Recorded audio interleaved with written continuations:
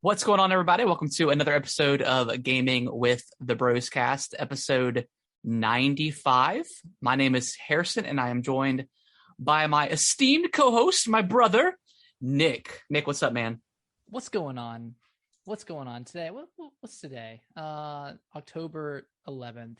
October 11th. We're getting through the month. It's spooky time. Harrison, I'm gonna start a question right off the bat. Have you watched any scary movies? No, I really haven't. I do want to talk about Squid Games, or Squid Game. I don't know if you've watched it yet. Yeah, I watched the whole thing. Okay, yeah, I've watched it as well. I wouldn't say it's scary, but it's definitely unsettling. Yeah, it's definitely unsettling. We'll talk about it here in a second. But no, I haven't really watched much, really anything scary yet, and I need to, but I will eventually. Okay, I really have to get into the mood. I keep intending on watching some sort of scary movie, but I can't decide on which one to watch. So I did watch Halloween Bake Wars with Brittany the other day. It's always fun to watch. I don't know if you've ever seen that show before, but they like bake spooky cakes and stuff. It's pretty cool. They do like a contest and stuff. They make like a pumpkin cake. No, yeah, but like they do, like they give them themes and stuff and make you like, whatever you want to do. Very spooky, but it's cool. Yeah, it's cool. But we have got a lot of fun stuff to talk about this week. We got of course the big boy coming out this week, Metroid Dread. We're gonna talk a little bit of Battlefield 2042, the beta that came out, and then of course I got my hands on a Switch OLED, so I'm going to talk about that here very soon. Before we jump into all that, Nick, how was your week? Harrison, my week was excellent. I went to the mountains this weekend up in Boone to go to our uncle's beer fest. Yeah. And I drank a lot of beer. It did rain a lot. It rained on and off. That's what Mom said. But it was really fun. When we got there, there was like, it felt like a swarm or multiple swarms of hornets or yellow jackets. And they were just all over us for the first couple of hours. And then once it started raining, they kind of went back into their nests. Yeah. So we put out like this concoction out just by the stairs. And by the end of the night, there were probably 30 bees. Oh, wow. 30 hornets that were in there. So yeah, we took out a population, but it's okay because they're hornets and they provide no benefit to the earth. So it's okay. Yeah, it's good. It's all good. Yeah, but it was really fun. Drank a lot of beer, had a lot of IPAs, a lot of IPAs. Well, IPAs, nice. Ranging in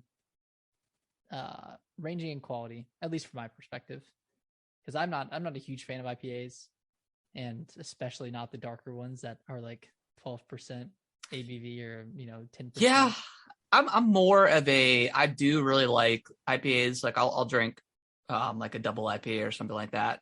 But I can really only ever drink one maybe of those, and then I switch to something else. Yeah. I'm more of like a juicy haze IPA kind of guy. More of like got a little bit of the fruity kind of taste to it. Those are really good. But yeah, I enjoyed my fair share of IPAs. It's probably my favorite beer if I'm just like chilling, Yeah, it was kind of weird because like all of like the more soury kind of juicier beers. Yeah. The younger people tended to like those more. Okay. And the older people didn't like them at all. Really? Okay. So I thought that was pretty interesting. But yeah, mom said that there was Robbie didn't allow any liquor. Oh, I don't know if I guess he explicitly didn't, but he didn't say anything. But yeah, I didn't see any liquor out there at all. Well, I asked how our cousin's neighbor, how Brandon did. He's like, oh no, he was really good. Yeah. No, he was great. I heard he got a little inebriated last year. Yeah, well that's what Mom got really messed up because she was drinking Fireball shots. So yeah, that'll do it. But yeah, it was fun. Despite the rain, it was a really good time. But how was your week? It was good. Kaylee got she did tryouts for soccer and she got on the team. We actually just had her first game today, which was cool. Wow, that's quick. Yeah. Tryouts were like on Tuesday or Wednesday. Mhm. But then we had a COVID scare because she went to school and I don't know, this girl had like some like heavy perfume on, and Kaylee's already pretty like sensitive to perfume and stuff like that. And Mhm. the girl said that she couldn't smell anything. So I think just her, I think it was her paranoia maybe a little bit added to it. And she had like a mini panic attack is what we're kind of thinking. And that just caused, because I mean, it's like the sugar pill effect, right? Mhm. You someone says you have it, and then you're like, oh gosh, I can't taste now. I can't taste, So she couldn't taste, so they sent her home, and we had to do an at home kit or whatever, because like no local doctor's offices or anything like that, Walgreens, none of them were doing like day of COVID tests, and we were Yeah. trying to get her back. So if she was negative, we wanted to get her back to the soccer so she could, because it was day 2 of tryouts, so we wanted to get her back to that. So that's what, but she ended up testing negative, so it worked out. But yeah, we're thinking it was just had something to do with that perfume, and then just a Yeah. little bit of paranoia. I mean, I'd probably have the same reaction if I was in that situation. Like, oh shoot, do I have it too? Well, because then, like the next day, my throat was kind of scratchy, so I grabbed a like a what do they call it, little cough Lozenge. drops, lozenge. And Brittany was like, don't you start playing with that. And I was like, well, what it actually is scratchy, so whatever. But yeah, I mean, other than that, it was a pretty good week. Nick, you have finished Squid Games, so I finished it as well. Okay. I saw the huge buzz going around the internet and stuff like that, and I was pretty curious about it, and I watched the first episode and was just instantly hooked. So for those who don't know, Squid Games is like it's a Korean TV show. And you can watch it. They do dub it, so it's English voice acting. They do a pretty good job like matching it up to the actual movements. So it's not like, I switched. yeah, it's not like it's not too bad. Like it's not as bad as like a typical anime you'd watch that's been dubbed. Because after like the first episode, it was a little weird at first, but then I got used to it. I do kind of want to go back and watch it in Korean and just see how, because I know well, the acting is probably gonna be way, way better because the English was okay, right? Yeah. But without any like major spoilers, Nick, how did you like the show, man? I thought it was like a freaking masterpiece, to be honest. Like it was brilliant. It's like the first episode, or at least the latter half of the first episode, was such a shock. Yeah. And so did you know kind of? I knew like the premise. I knew that it was gonna get like rather dark. Yeah. But I didn't know how fast that was gonna happen, and I didn't know. I just didn't know the magnitude of it going in. And yeah, I mean, they kind of play like children's games throughout their time. Yeah. Like throughout the Squid Games, and I'm sure a lot of people have seen it by now, but I don't want to spoil any of the games. But one of the first games is rather gruesome, and just, I don't know, man. It makes you think, like, if I was in that situation, could I actually, like, do I have like nerves of steel? Could I get through that? Yeah. And so I mean, the basic premise is they gather a bunch of people that are in heavy debt, whether that's to like loan sharks or the bank or whatever it is. So those people that are just absolutely down on their luck and don't have a choice, and they enter this. It's not a game show per se, but it's this series of games where if they get eliminated, then they lose, and prize money drops down. Mm-hmm. And if you're the last person or the last team or whatever it is, you win the money, and it's a lot of money. I don't know exactly the conversion rate for Korean, and I don't know the exact. I think it's 20, or no, I think it was like 56 million. Okay, I googled it. Just okay, so it's a good amount of money then. So. Yeah, it really makes you question if you were in that situation and you didn't have family, or maybe you did, because a lot of these people do have family. Mm-hmm. What are you willing to do, and how high are these stakes that you're willing to continue on? But I just thought the show was like perfectly paced. Like even after like the second episode, again, I'm not gonna go any spoilers. It just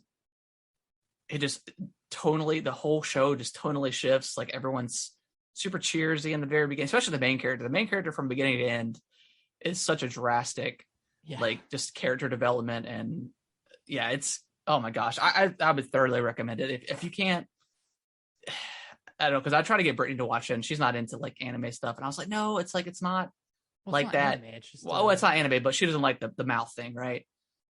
It just bothers her. Like whenever she watches like any sort of anime, I'm like, no, it's really like one episode and you'll get used to it. But yeah, man, what a show. What a show. Do you have, I guess, without spoiling the context, was there a specific game that was hardest to watch? Oh gosh, man, probably. Well, I mean, episode 6, I guess the Marbles game, that was pretty intense. Yeah. Not the same shock factor as the other games, but it was just a really hard episode to watch. But man, probably the glass. Probably the glass one was pretty intense. Yeah. But yeah, let's. Well, I feel like we might end up going into spoiler territory, but yeah, it's really, I would recommend it highly. It's a really, really great TV show, and hopefully they'll do a second season. But yeah, apparently it took the director 10 years to get this thing, for a studio to want to make it for him. So, well, Netflix struck gold. Yeah, they did. Yeah, it's like take it. The number one show in like 90 countries. So yeah. For good reason too. It's genuinely, like, outside of the shock factors, it's a great show. Yeah, it's really good. Mm-hmm. But yeah, let's Nick, you want to dive into some games, man? Got a lot to talk about. Well, I'm so ready to dive into games. So I guess I'll just start with the Switch. I mean, I shout out to Best Buy. I got my pre-order through them. I ended up calling them, or did like the voice or like the chat thing on Tuesday, because like it hasn't updated yet, the shipping, I had to go pick it up anyways. It didn't have an option to ship. Mm-hmm. But nothing had updated since I purchased it, and I was like, man, this is going to turn into like a Walmart situation with you. But I messaged the rep, and she was like, oh, it's totally fine. It'll be updated probably about the day before, because it's going to be a pickup, but it's going to be available for you on the 8th. Because that's why I was like, I pre-ordered it and it's supposed to come out Friday. But like the description underneath the order says, we'll let you know when there's a date ready, because the seller hasn't identified one yet. And I was like, it's the 8th. Oh God. But everything was perfect. I went and picked it up. I'm also going to take that shout out away from Best Buy, because my Best Buy is like trash. It's just like, what happened? I'm not like trash because they caused an issue, but like I went to go see if they had the Metroid Dread amiibo. Mm-hmm. And then I just was kind of perusing through the games, and just everything is so disorganized. Like they didn't even have any Metroid games out to purchase, which was crazy. And they had like nothing there, which, I mean, you could say COVID like and all this stuff, and most people are probably ordering online anyways, and they got everything set aside. So I get that. But it was still like a little bit of a bummer, because I've seen like other YouTubers like get their Switch, and then they can purchase all this and this, Mm-hmm. So not quite the same experience. And then I did go and get the Switch, and they don't give you a bag for whatever reason when you order stuff online. Even something else I purchased, they didn't give me a bag. Yeah. And I was like, I almost asked them for one, because I was like, I really don't want to walk out here with a Switch in my hand. Now if it was like a PS5 or something like that, I would for sure give me a bag. Like, I need an escort to the car, please. But yeah, I mean, I got there and picked it up and took it home, and yeah, man, it's let's see it. Yeah, you got it right there, right? Yeah, I got it right here. So for those watching on the stream or catch the VOD, it's I mean, it's like maybe a millimeter, I think, bigger than the base Switch. Like it's, but none of the old grips and stuff will fit. So a lot of people have had to upgrade if they're, and I'll probably eventually get a grip too. Do you have like a grip that goes around the Switch? Yeah, I've got one. Yeah, I've got one that's got like I think it's got 5 or 6 slots for games too. That's right. That one doesn't fit? No, it doesn't. Well, actually, I haven't tried it, but also I'm waiting. I'm trying to be really careful with it because I don't have a tempered glass on there yet, and I've got it coming tomorrow. So Nice. I'm just trying to be really careful. I'm just keeping it in my office when I'm like not using it and stuff. So tell me what games you've played on it so far. So Dread is really the main game I played, of course. I did try out a little bit of Hollow Knight, a little bit of Mario, Bowser's Fury, just to kind of see what it looks like versus the base Switch. I just compared. I actually just because I've got my other Switch too. I booted up Dread on both of them and just compared the opening scenes, and it's such a difference between the OLED and the base Switch. Is it enough to, if you've already got a Switch and you really want the OLED, is it worth the extra $50 or the extra $350 to shell out? Mm-hmm. Probably not. I mean, let's be real. I mean, if you're not in the market for another Switch, I don't think this. I mean, it doesn't run any better. It looks so much better. Like it just the Christmas. Again, it's still only 720p, but it makes such a difference when it's an OLED. Yeah. But the screen, I didn't realize how much of a screen would be be a factor into handheld. And it's like night and day. I mean, you're getting a little bit of a bigger screen, but you're also getting the full amount of like the body of the Switch itself. So you're not having as bad of bezels on the screen. Yeah. So I mean, it's. I really want you to play it when we go to the mountains, or if I see you before then. But because I think you'll like. I was not like super duper shocked, but I was like, wow, this is crazy. The game like oh my gosh, Mario 3D World. I mean that's a pretty colorful game. I mean, mm-hmm. Did you find that the colors popped more than you remember from the OG? I did, yeah, I did, and I also compared that game as well. And the blues are much bluer, so like the actual like water itself looks more realistic for as far as realism could go in a Mario game. But mm-hmm. Yeah, I mean, just compare even like the home screen. It's going from OLED to the base. It makes it. I already told you this, Nate, but it makes it look blurry. Like it's crazy the difference that it makes. And that's not me just overhyping it because I have one. Like it legitimately looks like 100 times better. It's really nice. So like the blackers, they're more black. Yeah, colors pop more. I mean. It's if you were to tell me that it was 720p without me actually knowing it, I probably wouldn't believe you because it just looks that good handheld. Wow. But I mean, other than that, I mean, it's still a Switch.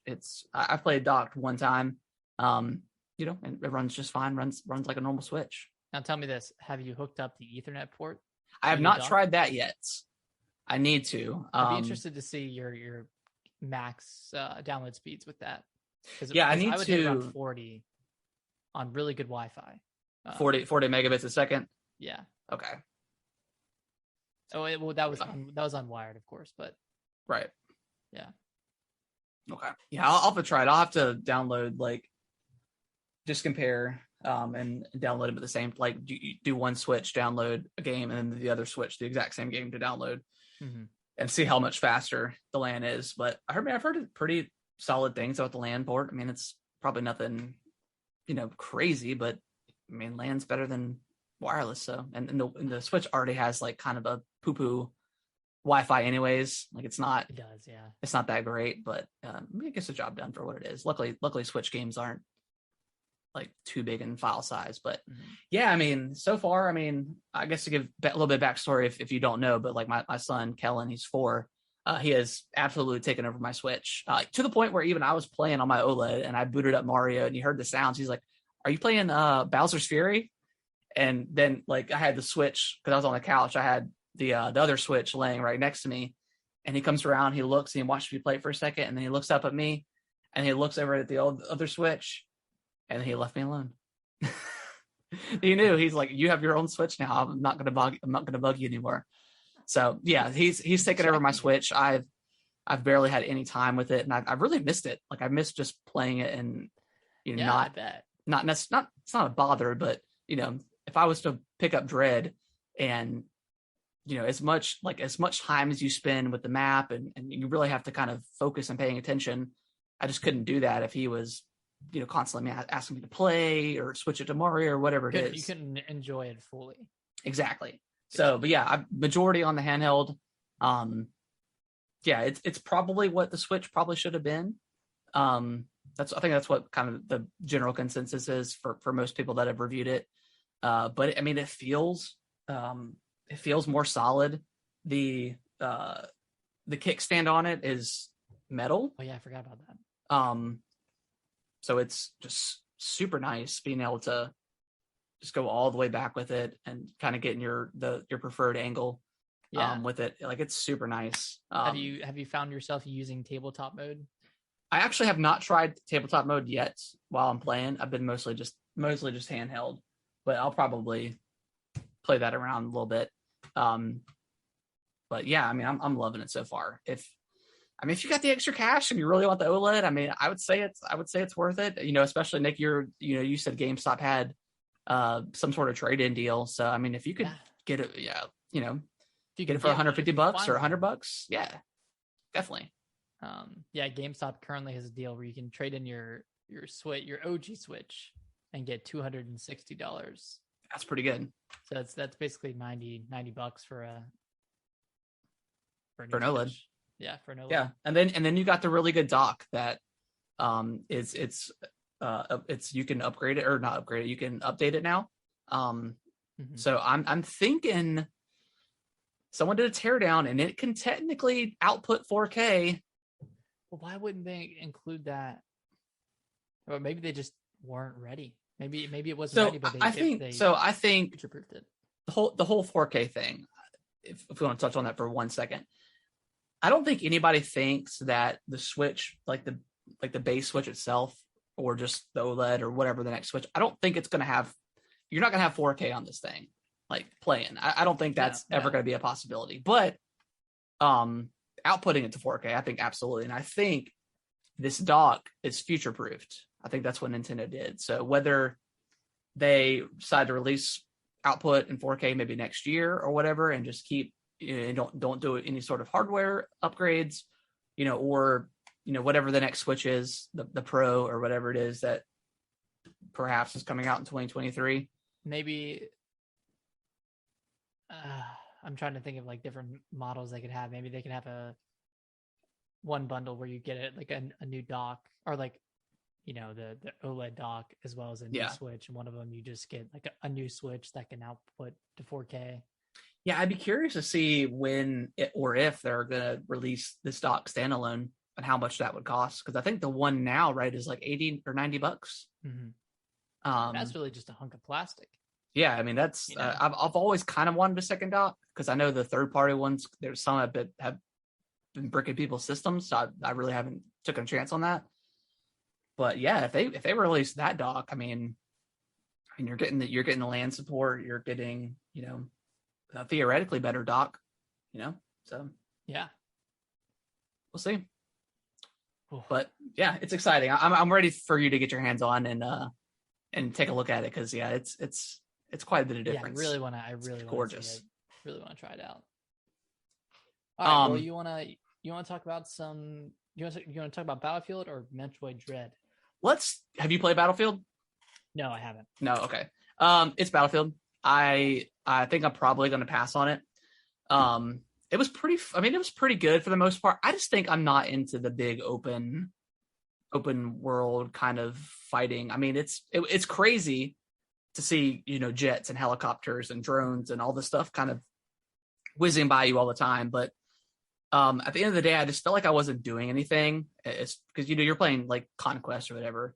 So I just feel like I'm just constantly dying, constantly spawning in. The first 15 seconds, because you can actually spawn into a vehicle now, I guess. And I don't know if that was you could do that in previous. Okay, it was. So the first 15 seconds is everybody scrambling to get into a vehicle. They all fly off, drive off. Nobody waits for anybody to get in. They all die, and then there's no vehicles for like 10 minutes, right? And that's just kind of the case of it. So that's kind of a bummer. But I think that's just how Battlefield is. But I mean, it's really cool. Like you start off, so They do have classes, but each class can use any gun and any gun combination. So, your sniper class, you're not just stuck with the sniper. You can choose like a sniper character that has, a drone or something or some sort of ability. I think like the assault class, I think you have endless sprint or something like that. But then you could choose, your gun or whatever that you want to start with. And then you could also, on the fly, while you're running around, you can change out your grips. You can change out your scopes. So you can really play kind of how you want, or in the moment, or, as you're planning on attacking a base or something like that. So that's really cool that you could do that. But at the end of the day, this game is $70. And in a world where you've got games like Fortnite and, like Apex Legends and Halo coming out that's free to play, Warzone, I just don't know if this game is going to do well. Yeah, like I feel like the audience would be there if it was free to play, but $70 for this, no single player. Yeah. I can't justify that. And when a world where I know Halo's coming out in December, I'm only going to play that for so long, and it comes out in October, or did it get pushed to November? When did it get pushed? Yeah, so it's coming out closer to Halo, which is my big multiplayer game of the year for sure, and that's what I'm going to be playing, most of December probably. So, yeah, I mean, I think what I played I liked, but I just don't think it sold me. And for $70, I can't. I don't think I could do it. Yeah, I was really, really hoping this was going to be a Game Pass game.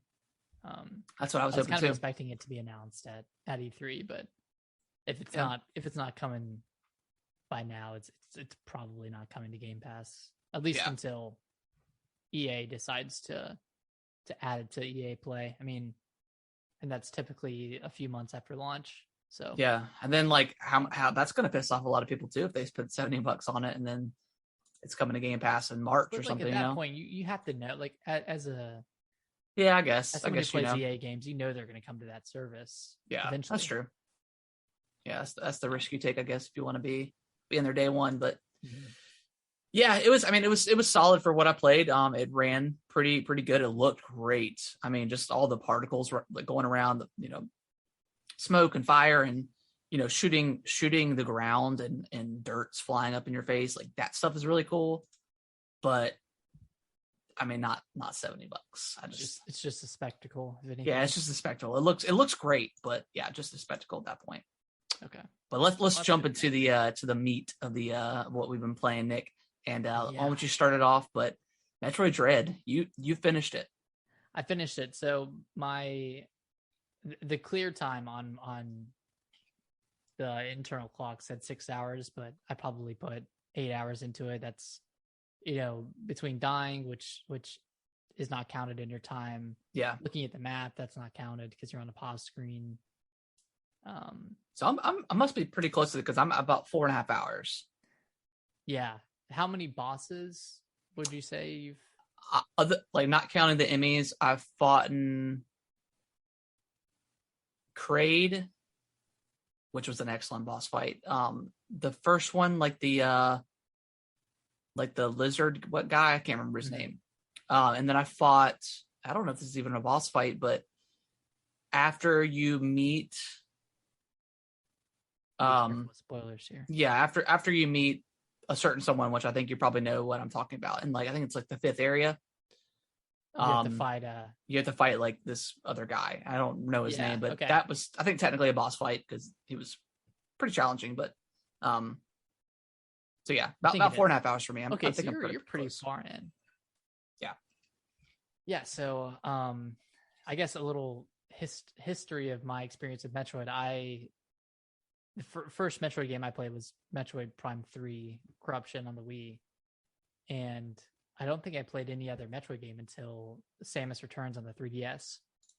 And that one took me a while to beat just because the Switch was out. Like I wasn't super into playing the 3DS at the time, and eventually got around to finishing it. And then this year I played Super Metroid, and then I played through Fusion, and those got me really excited.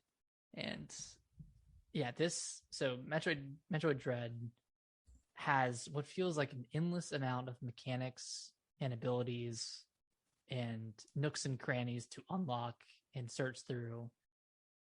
And it's a really smart game because while it's very it's very grandiose, it's got a big map, it's got a bunch of areas to explore, but the game kind of through environmental clues funnels you in the right direction. So if you're just following your gut, if you think, hey, I should go this way, then that's probably where you should go. And I kind of give credit to that, over a game like Super Metroid, where it really doesn't tell you where to go. You just have to kind of look around and eventually end up somewhere. So that's what I've really liked about Dread, is that it kind of, naturally funnels you in a direction. Yeah. I don't know if you've experienced that or if you've gotten lost a lot, but I'm interested to hear what you think. I've gotten lost a couple of times, but I never really got frustrated. Just because it was fun, just exploring the environments, and you can. I mean, the maps are pretty big, but you can kind of fly through those maps pretty quickly. My only really gripe about the game is like the map itself. There is so much going on. Yeah, it can be a little hard to. And you unlock so many different things. There's, I mean, probably at this point, like 15 different items you can use to unlock doors and little secret nooks and crannies that it is kind of hard to keep up with. But yeah, that map is really, really extensive, and they did a really good job, I think. But you can kind of get, I mean, luckily you can zoom in and mark, areas, that you want to come back to or something like that. But yeah, it can be a little challenging to read the maps sometimes. That being said, I didn't get lost that much. But... Okay. Well, I have a good tip that I learned today. Oh, cool. So let's say you unlock a new ability, like unlocking the 3-beam shot that can kind of unlock, additional doors. Yeah. So once you unlock that, if you go to the start screen or go to the map and highlight one of the doors that's only accessible through that it'll highlight the rest. And I think you press Y and it'll highlight all the other ones. So you can see I'm looking for more stuff. I know where to look now. Yeah, I just learned that today actually too. Nice, so. nice. I was like, oh man, that would have helped. How have you found the challenge so far? So it's pretty difficult. It's pretty brutal. And this is my first Metroid game. I remember watching you play a lot of Corruption back in the day. But I don't think I ever played for whatever reason. Yeah. Those are obviously, 2D versus, first person. But yeah, I mean, I found it pretty challenging, but I've never been really irritated or upset. I found it to be pretty fair. I mean, the Emmys, the walking kind of robots that are, I thought they'd be chasing you a lot more in this game, but there's just specific zones in each map, that when you go into, you immediately know, and you unlock various, upgrades to kind of deal with that, and you don't always have to run away, which is really nice. So yeah, I mean, those are if they get you, it's pretty much over. There's a very, very tiny window of opportunity to counter, and then you can do that and then run away. But have you successfully done it? I've done it twice, maybe 3 times, which is what you said you've done, right? Maybe a couple times. So it's pretty hard. But yeah, I mean, each boss fight I've done so far, I've died a few times. My favorite is probably Kraid. I'm talking about. I don't want to spoil it for anybody else, but pretty easy boss fight after you learn the rhythm and the tactics to it. But after you learn it, it makes you feel really good. So a really nice challenge. I was not expecting. I mean, maybe the other Metroids have been pretty hard, and I didn't know that. But yeah, a really nice challenge. But again, I've never gotten mad at the game. I've never gotten irritated or anything like that. It's just been a fun experience and just learning from your mistakes, and it's cool. It's challenging, but it's fair, I think. And I'm hearing a lot of people say that this is the hardest Metroid they've played, and I don't necessarily agree. I think Fusion was pretty difficult, and that was Metroid 4, I guess. Just because your arsenal is so much larger here, and you have the slide, which you didn't have in any other game. Yeah. and you just have all of these different move sets. And You I think unlock it's a really lot of cool. stuff. Yeah, you unlock a ton of stuff, and I think it's really cool that they don't give you the morph ball right at the outset, because that's Yeah. like one of the first things you get in all the other games. Okay. And because they kind of replaced it at the beginning with a slide, it kind of gives you an opportunity to practice a different mechanic and use that against the enemies. And I know you probably feel badass when you're sliding under Oh, dude, yeah. under a door, like running away from an enemy and trying to juke him out. And yeah, the game just like it makes you feel really, really cool. And like and even Samus, like when you're facing off against the first boss, like she's just so badass. Oh yeah. Like, the way she finishes him off at the end. I mean, it's just like, it's just cool, man. It's a really, really cool game. I thought and I won't spoil anything about the final boss, but I thought the final boss was really difficult. Okay.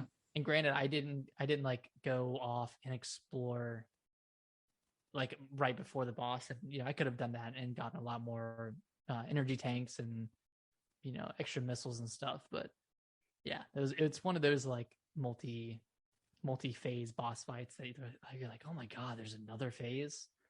So it was nice. It was challenging, but really fun, really rewarding. And I beat it and then immediately started a file on hard mode. So yeah, I'm gonna try to get through that and get 100%. Yeah, and so far, like all the upgrades I've felt really useful. Mm-hmm. Like I don't have all of them yet, but I haven't come across one that I have not used like pretty significantly, whether it's a boss fight or just, regular enemies and stuff like that. Like they all feel really good and powerful in their own way. Nick, I got 2 questions for you though. Number 1, is this a game of the year potential for you? Yes, absolutely. Okay. Cool. And then number 2, so we've had obviously Metroid and we'll say Castlevania as well. Like they're kind of the godfathers of, it's Metroidvania, right? It's this where this style of game came from. With games like Ori and like Hollow Knight, where does this stack? Do you think? Obviously, environmentally different. Like Ori is pretty much all outside and in caves and whatever. Completely different art style as well. And then Hollow Knight is obviously like all underground. So this is, you're in a basically not alien, but you're in a big structure, right? So it's a little bit different aesthetically wise. But how do those games stack compared to this for you?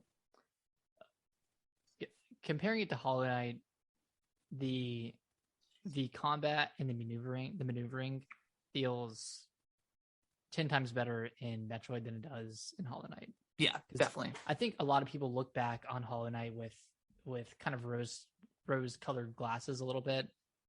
I mean, the combat was really good, and there were a lot of mechanics in that, but it still kind of felt like an indie game from that perspective. And this is in my opinion, I love Hollow Knight, but the combat and the movement in Metroid Dread just feels so polished. Yeah. And the levels feel really expertly crafted around the limits of your abilities, while Hollow Knight is really big and there's a lot to explore. I also feel like there's a lot of wasted space.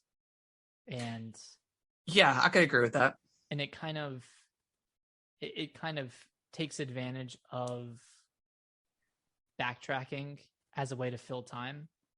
And Metroid Dread does that to an extent, but you can move through the levels so fast, like you said earlier, that it really doesn't take long to get from A to B. I mean,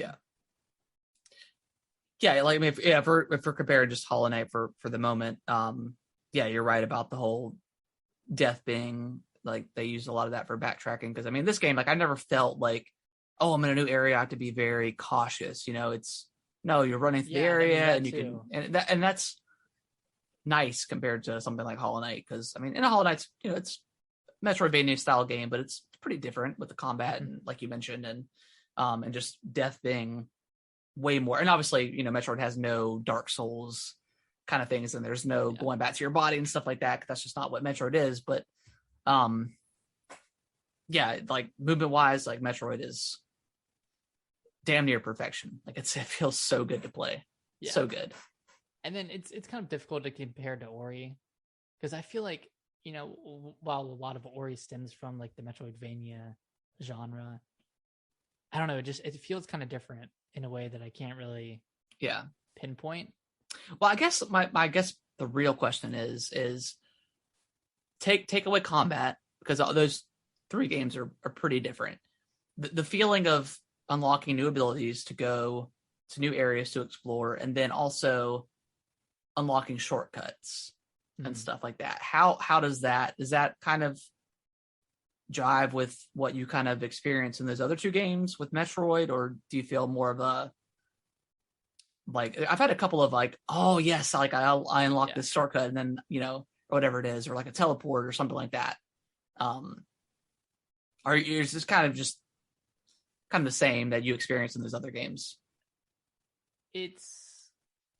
I have a different feeling when I unlock a shortcut in Dread versus like a game like Hollow Knight. Hollow Knight is kind of like Dark Souls, where I'm like, thank God I got it's like relief. It's a sigh of relief. With Metroid, it's like, that's cool. Sweet. Yeah, awesome. I'll remember that route next time I want to go, get another ability or something. And it can be argued that one feeling is better than the other, but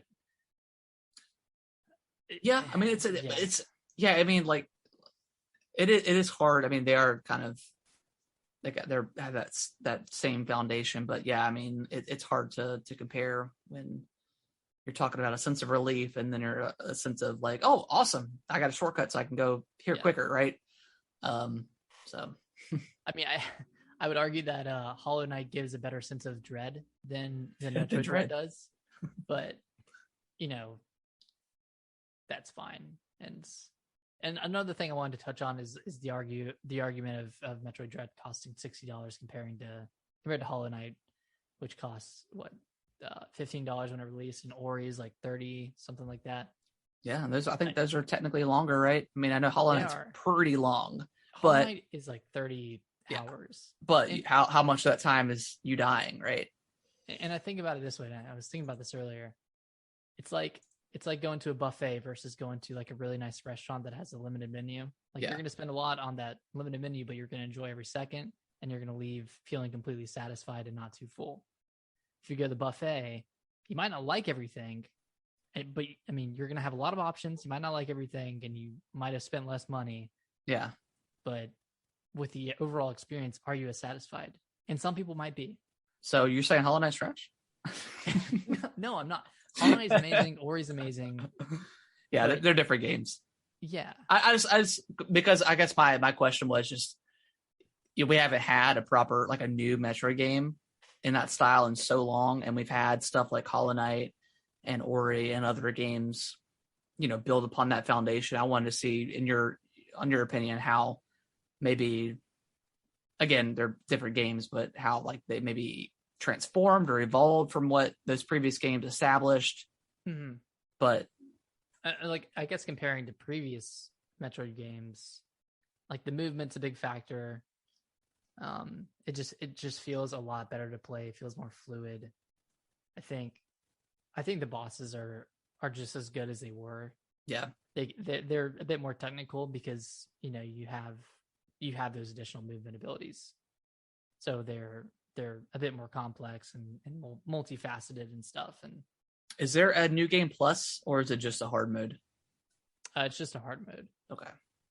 Yeah, but you can. I kind of wish there was a new game plus, but I guess that would kind of change the game for that style, right? I mean, it's hard to do. Yeah, because then you could just do everything. I guess you could do everything from the beginning. Or maybe you got to keep your missile. That's hard. That's hard to do in those style games. One thing I will mention is that you can sequence break in this game as well, and you could in like Super Metroid and Fusion, I believe. But you can essentially get upgrades out of order. Okay. If you kind of cheese it enough. And I know that's something that a lot of people love is being able to sequence break and all that stuff. So yeah, you can do that. And some of the bosses are even built around that. So, not to spoil anything, but one of the bosses, if you go in with an item that you weren't supposed to have, there is like a breakable wall that you can only break with that item. So they designed it with that sequence. With that in mind. Yeah. Okay. Cool. And that's cool. that can like almost one shot a boss. So yeah, I mean, it's done a lot of cool things. I think Mercury Steam, they really, really improved on what they did with Samus Returns. And I think they made an incredible, incredible game. So you beat it in, we'll say roughly 7 hours, 7 give or or, 8, give or take. $60 game. You absolutely think it's 100% worth it? In my mind, it is, because I'm gonna go play through this multiple times, and right. I'm gonna get a lot of enjoyment out of it. And I think that, and like we've talked about this before with Resident Evil, like that's kind of the benefit of these shorter games, is like you can just do another playthrough in a night if you want to. And that's what both of us did with Resident Evil Village. We went through multiple times. I beat it in an hour and a half. Yeah, you or beat an hour an 45 minutes. And that was after like my fifth or sixth. I think I beat it I think I ended up beating it like 5 times, which is awesome. And, like I loved it. And your first playthrough was what, like 8 hours? Something like that, yeah. I mean, and I think that's really cool. Like, and that's something that you really don't experience with, these open world games. You can't just barrel through them. Yeah, and I think that's where I'm at these days. Is, I mean, coming from like Assassin's Creed was the last big game I played. I mean, I put 75 hours into that thing, and I loved every minute of it. But yeah, I think I've just time wise, I think I just like these little smaller bite-sized, games that I can replay if I want to, or if it's something I only spent $20 on, a one-time playthrough, and then that's it. Like I'm totally fine with that. But yeah, something like Metroid, you're gonna play 2 or 3, 4 times, Yeah. So you're liking it so far? I'm loving it, man. I think it's definitely game of the year contender for me right now. It looks good. I love like, you're going through a level and it cuts, like the way they transition to a cutscenes are super cool. I feel badass. Samus is badass in cutscenes and when you're fighting bosses. I think it's awesome. Nice. It is weird that she still doesn't talk. So I think it's just that Nintendo era, right? Of their original mascots not talking. Which, I mean, but yeah, so that's a little weird, but because like I think the only really voice acting in the game is your robot or your AI companion. That's who you hear the most, and that's robotic, right? Man, so I can't wait for you to finish it. Unrelated, but yeah, I'm just really excited to talk about the end. Yeah, we'll probably do like a little bit of a spoiler cast next week, maybe. We'll cut out. I mean, we do chapters and stuff every time anyway, so we'll cut out a slice for spoilers. I'll probably finish it by tomorrow, maybe even tonight. But I'm loving it, man. I'm really, really loving it. It's gonna be, man. We've had some good games this year. Yeah, I was thinking back, and it's like I was thinking about like Death's Door and Death's Door. That's a game of the year contender for me too, man. Oh God, like Psychonauts 2. Psychonauts 2 is up there. It's at least top 5. I don't know if it's game of the year for me personally. Yeah, but Village. Yeah, Village was good. It Takes Two for me. Monster Hunter Rise for me. Yeah, I mean, I feel like this year is a lot better than last year in terms of like really, really quality games. And then we got Halo. We got Halo at the end. So like, who knows? Yeah, Halo to finish this off. Yeah, who knows what could happen? Man, I hope that campaign is good. Yeah, I do too. Oh. Nick, let's take like a 2-minute break. Okay. And then we'll come get into some juicy news. You know when your mouth is dry and then you eat a handful of pretzels and then your mouth just dries out even more? Yeah, it's probably the worst thing you can eat when you're talking. One time, I think it was earlier this year, I was like, I think what I do? This person had called in on my job and had a question. I didn't know the answer, so I had to reach out to the company to ask. And while I was on hold, I ate a chip. I got my answer and I came back to the lady and I gave it to her, and then I just started coughing like crazy. Oh, like I didn't mute myself at all. And she was like, and I was like, I'm sorry. She's like, it's okay. You gave my answer. We're good. I'm like, okay. Oh, it was so bad. It was the worst. So funny, man. That's so funny. The worst. Oh. All right, you ready to get into some news? Let's do it. All right.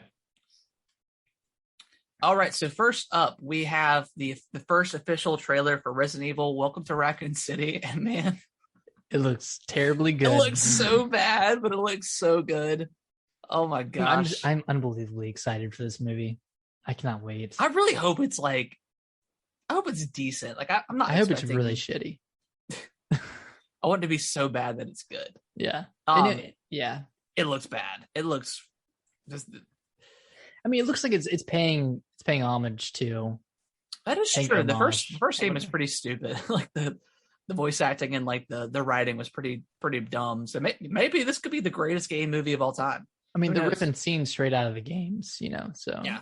I mean, like the final shot of the zombie was like, although it looked like 10 times worse than the actual zombie from the game, but yeah. Well, I don't know, man. I'm probably gonna see this.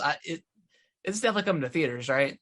Yeah, it's only in theaters. Okay, and when's the release date? Is this December? I think so. Yeah. Okay. November, December. Yeah. Well, I'm definitely. So I haven't seen a movie. I haven't seen a movie in the theater since COVID started. Mm-hmm. But I think Spider-Man is probably gonna be the first one I see. Just because I know if I don't see that like day one, I'm gonna get spoiled. Yeah. But I might see this in theaters. I don't know. It looks. I think stupid. I will. It looks so stupid. Looks fun. Yeah. So another quick story here is Nintendo says after, because the Joy-Cons, someone else did a teardown of them. Nothing's changed in them, but they said they slightly improved the Joy-Cons since launch, which I feel like they have to say because of their ongoing, class action lawsuit for Joy-Con drift. So that thing. Yeah, they're never going to admit that they're wrong. They're just gonna, because they can't ever do that, right? They just have to, they're not ever gonna say that they messed up. So obviously they've slowly, made improvements, I guess. So probably less drift now.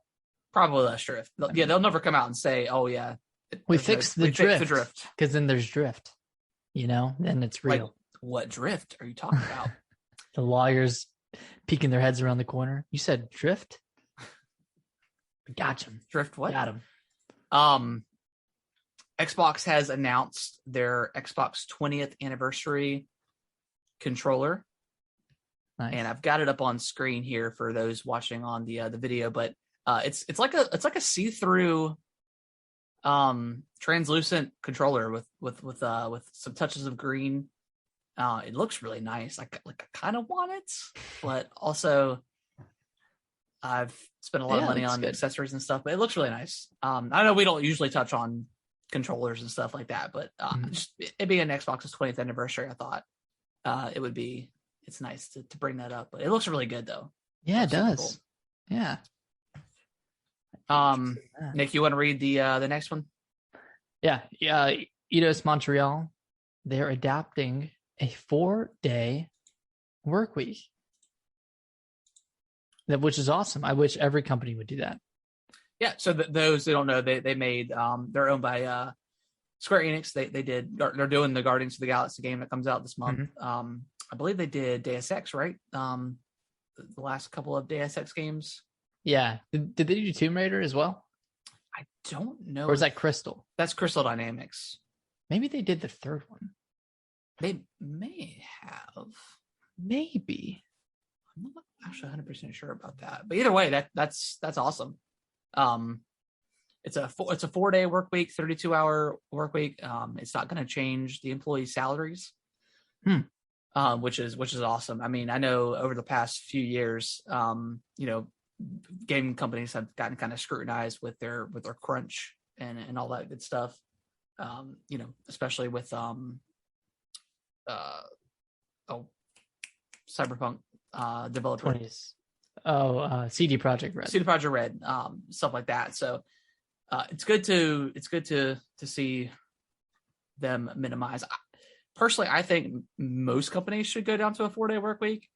Because nothing happens on Friday anyways, am I right? Yeah, am I right? I don't think the only thing happens on Friday is cracking a beer. Oh, that's right, buddy. No, but I mean, with most companies that can, and obviously it depends on your field. I would be curious to see how production has gone since people have worked from home, versus prior, if they're getting more work done, if they feel more motivated.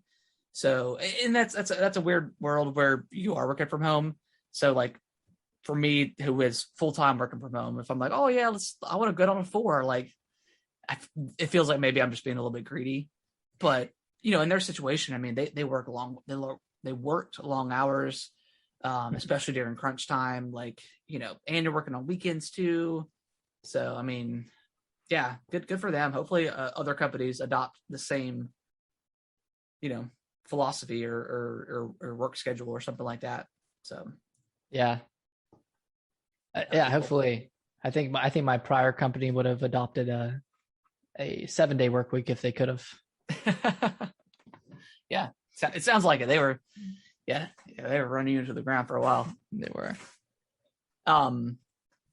But I mean, who knows what that's going to bring up? Like, when there actually is crunch time and you've got to push this game out, like what's going to happen there? What's going to happen then? Like, maybe they're doing this now up until that moment where they're like, okay, we need you for this, and whether that's extra hours or overtime, whatever that case is. But it's good for them to do it now as it is, right? Theoretically, are they going through a crunch at the moment for Guardians?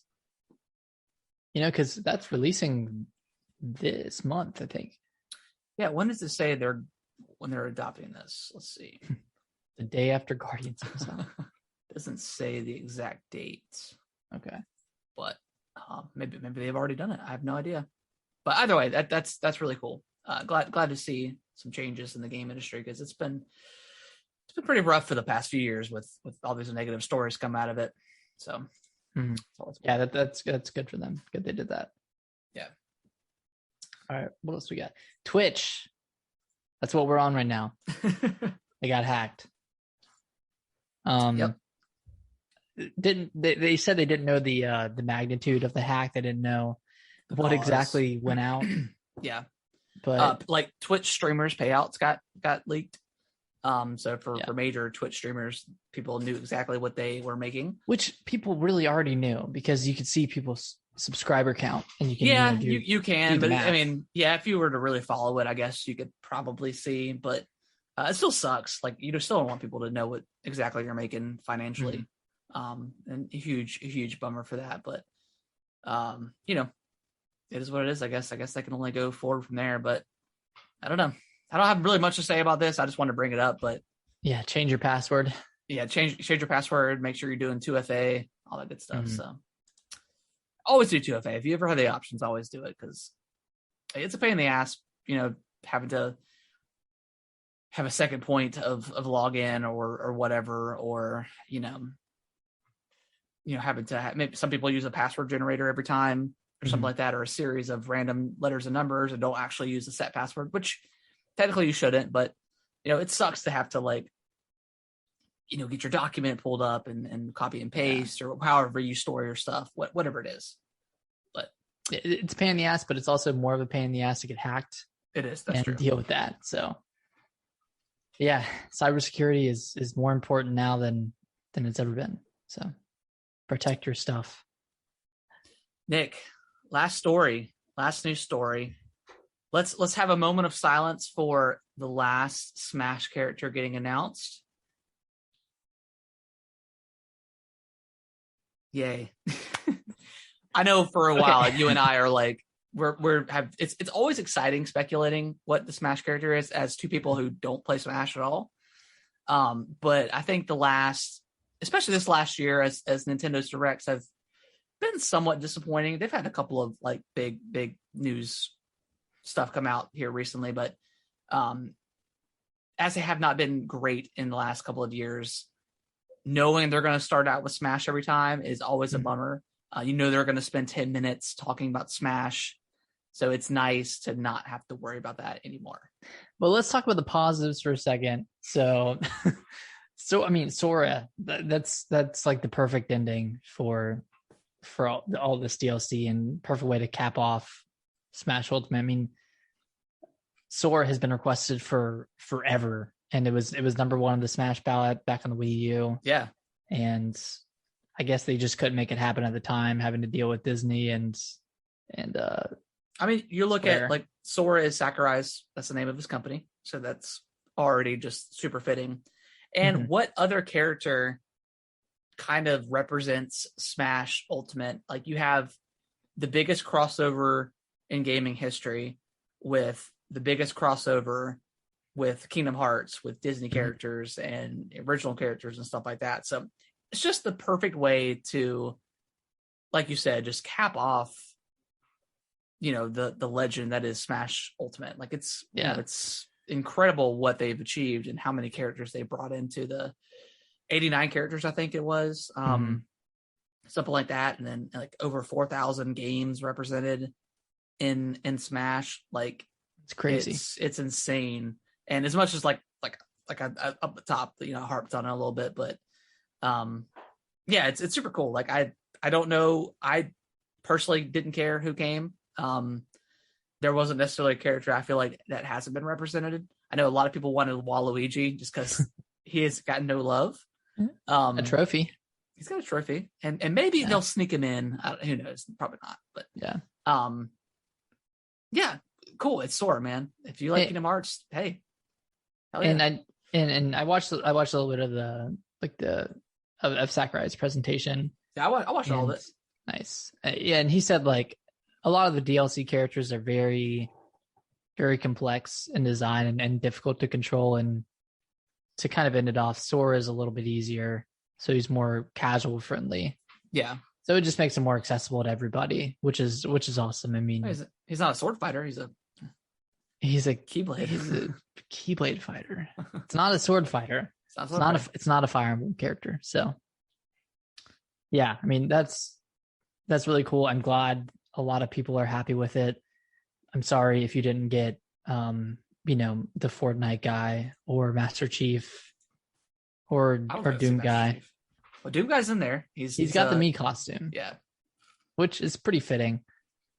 But like in also what world, like how can Doom guy come in there and rip and tear? Like you can't, man. You can't. Although Sephiroth did stab Mario, so I mean, who knows? Yeah. There were a couple of characters that were just a little bit too far fetched, like Doom guy. I think even Master Chief. Like you're not just gonna camp with an assault rifle and mow people down. I mean, the sticky grenades would be like a really cool addition, and that'd be cool. Maybe using like a ghost as one of your specials. I'm kind of hyping myself up on Master Chief. Master Chief for Smash. Master Chief. Justice for Smash. Justice for John. And then we also got like a little bit of surprise, like Kingdom Hearts is coming to Switch as well. Nick, what's going on with this cloud thing? Like, Kingdom Hearts 1 and 2 were PlayStation 2 games. Yeah, they're pretty old as dirt. So I don't know why. Is it laziness? I'm really like, even Kingdom Hearts 3. Like I just don't. You can get The Witcher to run visual downgrade that could run on the Switch. Like The Witcher can run like pretty well. You're telling me that Kingdom Hearts looks better than The Witcher? I don't think so. The Witcher? Yeah, I don't understand this. That's weird. It's cool. I mean, I bet contractually, like, they had to bring something over. Here's my theory. I don't know if the cloud service has been used a ton with like for Control and what was the other game? Hitman 3 and Plague Tale. In a Plague Tale, you're right. So Resident Evil 7 is coming to cloud, right? I think that was only in Japan. It's only in Japan. Okay. Yeah, okay. That's already out. I wonder, because my first initial thought, I was like, okay, Kingdom Hearts is pretty popular. I mean, it's a pretty popular franchise. Like maybe this is the way to push people to try the cloud service out and see if it works. And maybe with this LAN port now that we've got for the OLED. Maybe maybe that kind of ties in with maybe it running better. I was just really confused because I thought it was 3 at first, but then it was all 3 of them. Oh, you thought it was just? I thought it was Kingdom just Hearts 3. Yeah, which I mean that I could have maybe understand. But 1 and 2, yeah, those are old games, so I don't know why that's. I don't know. These are on Game Pass, I think, as well. They are. If you are looking to play those, have you played Kingdom Hearts 3? No. I kind of want to go back. I kind of want to go play it for some reason. I never played 2. It's funny because I never played 1. Yes, you did. No, I played a little bit of it. I never beat it. Okay, I think I beat it. Y'all want to go play Kingdom Hearts? Is Kingdom Hearts good? I don't think it is. I don't think 1 holds up. I don't know how 2 holds up. I don't know. I really like the beginning area of 1 where you're flirting with that girl, and then on the island, and then Ryu or whatever his name is, silver-haired man. It's got one of the greatest theme songs Papaya. ever. Don't you hear me say, please, so baby, don't go. that one got me a little emotional hearing that one. Yeah, it's good stuff. But yeah, Sora coming to Smash is pretty cool. Pretty cool. Yeah. Good fighter to end on. Yeah, I think so. I don't know who else they could have. Like I like all the characters that were ever announced for Smash. Like it was, to me, it was like all negative. But like for the most part, but like Sora, like I thought was genuinely positive. Oh, like overall reaction. There were still some naysayers that. Yeah. But I was like, who do you want? Like who really do you want? Like, well, the problem is there's no satisfying everybody. This is true. Like, but who honestly could you want? Like, if you're a Smash fan, like, do you really want Master Chief in there? Do you really want Doom Guy? Do you really want Goku? Go play Fighter Z if you want Goku. Okay. Sorry, I touched a nerve a little bit. I tingled a nerve. Yeah, people speculated Goku, but that just doesn't make sense. He's a. Well, I guess if they're adding, people. From Goku is the strongest, like, character ever created in the history of like anything. He just, even if he's a lesser being, he gets more powerful. Like, it's ridiculous. Got a Goku stand over here. You want to talk about Dragon Ball FighterZ real quick? Yeah, what's up? Hey, what character did they end on? They ended on Super Saiyan Goku 5, Super Saiyan 4 Gogeta. Perfect. Yeah, which is Goku mixed with Vegeta, right? So it's a Goku alt. It's a fusion, right? Yeah, a Metroid fusion. So, never mind. How are you gonna tie this in? No. I was gonna go into like the lore of Dragon Ball Z real quick, but we're not gonna do that. But yeah, Sora. That's fun. That's fun.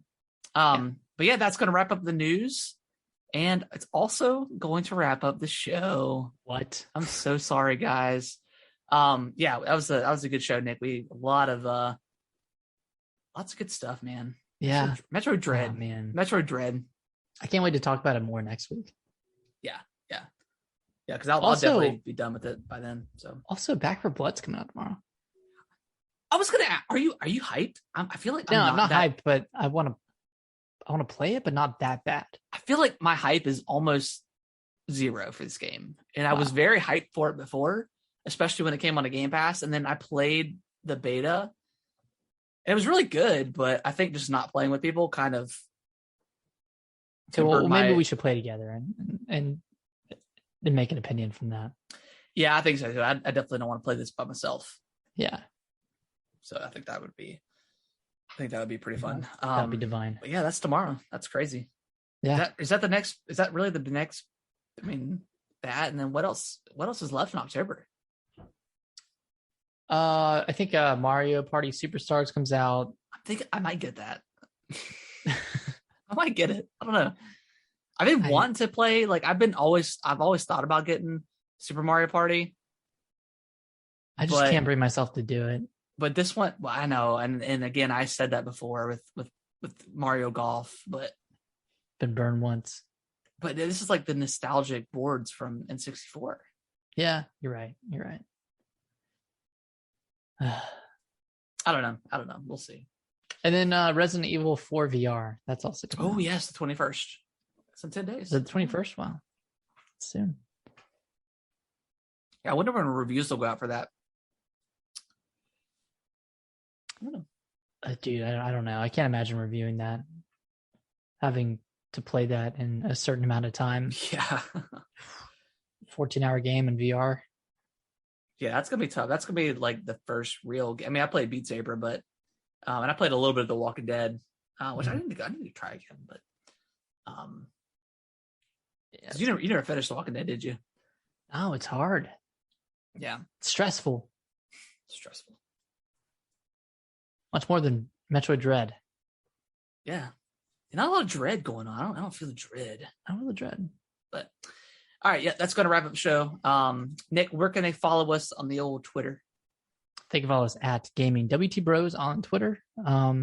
Yeah, follow us there. We'll announce when we're going live. We'll send out polls and stuff, and you can ask us any questions that you want us to answer on the podcast there. Yeah. Also, turn on those notification bells if you want to see when we go live. How was that? Was that pretty good? It's pretty great, Nick. Thanks. And speaking of notification bells, Gaming with the Broscast over on Twitch. If you want to follow us there, we do go live here every Monday at 8:30 ish. We had technical difficulties today. I'm so sorry. Yeah, we did. But episode 100 is coming up. Nick, we've definitely got to get together and figure out what exactly that we got planned, and what we want to do. For that one, I don't know. We might do like on a Friday or something. That'd be kind of fun. Yeah, we should do it. We should do a different day. Well, because let's see. Hold on. Let me pull my calendar real quick while we're chatting. Yeah. So yeah, just follow us on those two platforms, and yeah, we'll see you guys. See you guys next week. We'll see you guys next week. Bye-bye. Bye-bye.